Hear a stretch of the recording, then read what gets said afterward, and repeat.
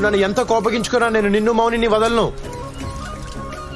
ముందు మౌని నా ఇంట్లోంచి తీసుకొస్తా, ఆ పెళ్లి ఆపుతా. అది కేవలం నా వల్లే అవుతుంది. ఈ ఊళ్ళో నేను తప్ప మీకు హెల్ప్ చేసే వాళ్ళు ఎవరూ లేరు. మీరు ఒక్క మాట ఇస్తే అన్ని ఆపేస్తా. ఒకే ఒక మాట, మీ నోటితో ఒక్క మాట చెప్తే చెలరైపోతా. ఏంటి? నేను నీ కొడుకునని ఊరందరికీ చెప్తే చాలు.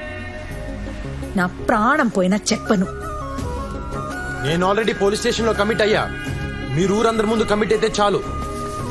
వారసుడు వచ్చారంటే భయపడతారు కదా. ఏమండి, మీరు ఇలా మూర్ఖంగా బిహేవ్ చేస్తే మౌని జీవితం నాశనం అయిపోద్ది. ఆ తర్వాత మీ ఇష్టం. ఇదిగో అమ్మా, అది కాదమ్మా నేను చెప్పే. ఆగు, పోరా బయటికి పో.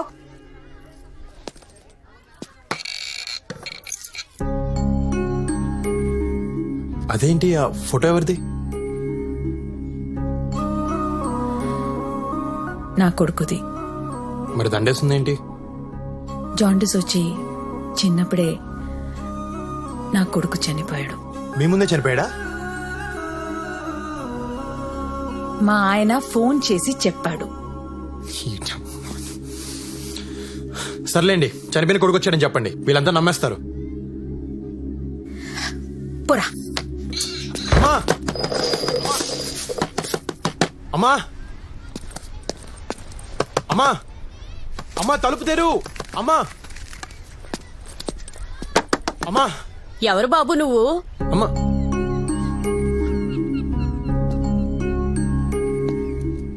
నేను లక్ష్మి కొడుకుని. అదేంటి, లక్ష్మి కొడుకు చిన్నప్పుడే చనిపోయాడు కదా? లేదమ్మా, నేను బతికే ఉన్నాను. నా ఎదవ తండ్రి అలా చెప్పాడు.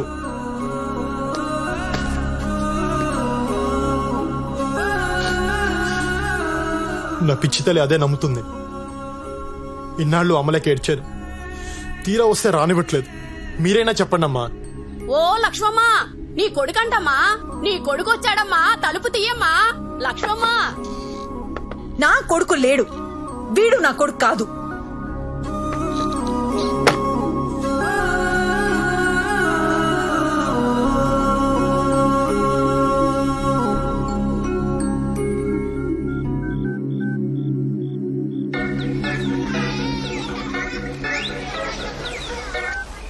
సార్ నమస్తే సార్. మీ అమ్మను కలిశావా? నేను జాండీసే చచ్చిపోయానని చెప్పావా? అవును. ఏ, మీ అమ్మని ఇంకా బాగా ఏడిపించొచ్చని అలా చెప్పా. నీ అయ్య థు.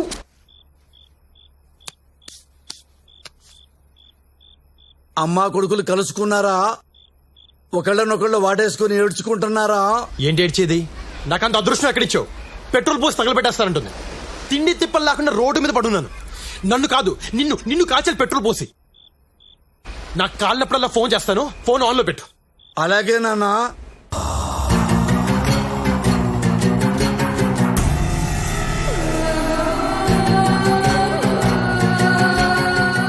ఆ యదవని చూడగానే అనుకున్నాను కొడితే ఈ రేంజ్ లో ఉంటదని. బావకి తగిలితే నాకు తగిలినట్టుంది. అబ్బా బావా, కొట్టాలని కుట్టింది కదండి, పొరపాటు నెలింది అంతే అండి. చూడండి, రక్తం కూడా ఏం రావట్లేదు. రక్తం రాకుండా కొడితే పర్లేదా? కొంచెం పర్లేదు కదండి.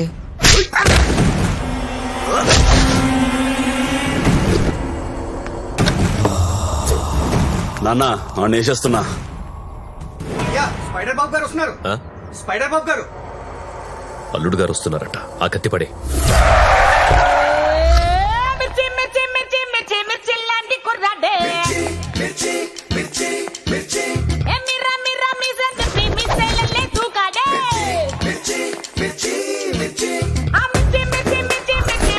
Hi everybody.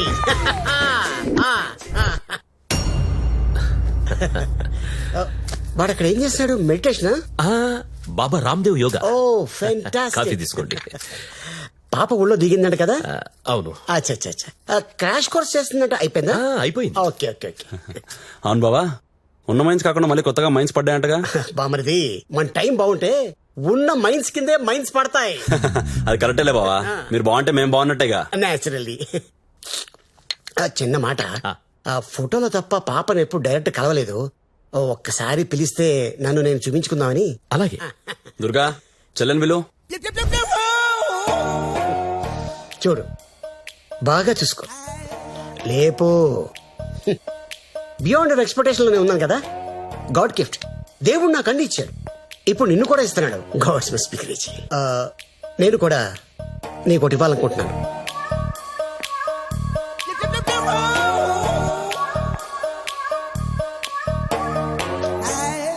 ఇది నా ఫోటో. నీకు మూడు వచ్చినప్పుడల్లా చూసుకో.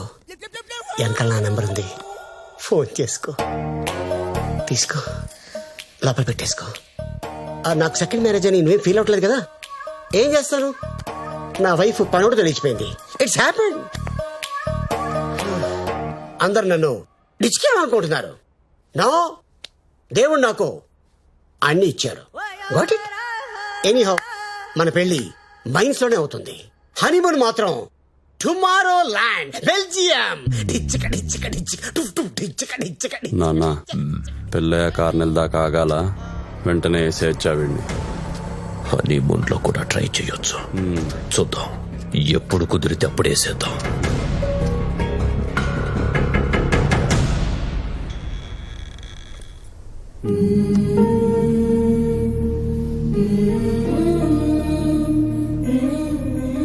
అమ్మా లక్ష్మమ్మ, బిడ్డ ఏడుస్తుంటే నాకు ఏడుపు వస్తుందమ్మా.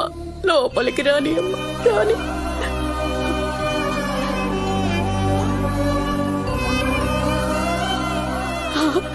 అమ్మ పిలుస్తుంది. వెళ్ళు వెళ్ళు, త్వరగా వెళ్ళరా.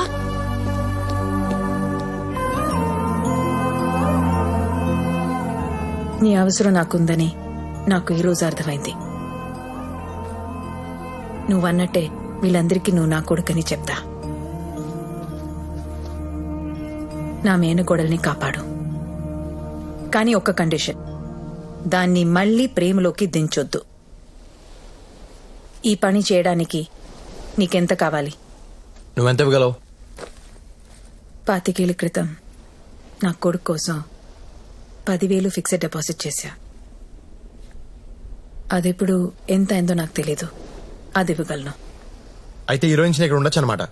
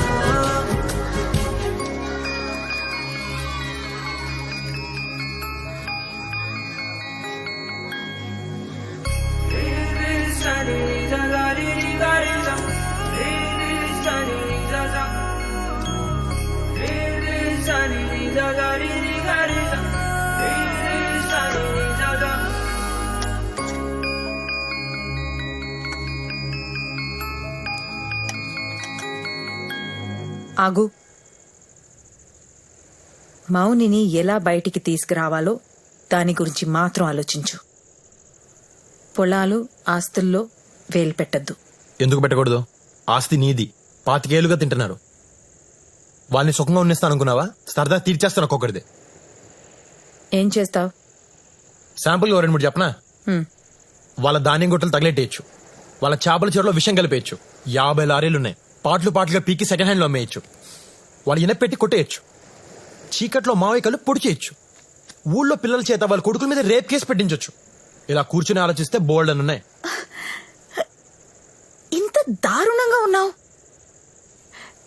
ఎవరు పెంచారు నిన్ను? ఏ స్కూల్లో చదువుకున్నావు? మనకి డబ్బే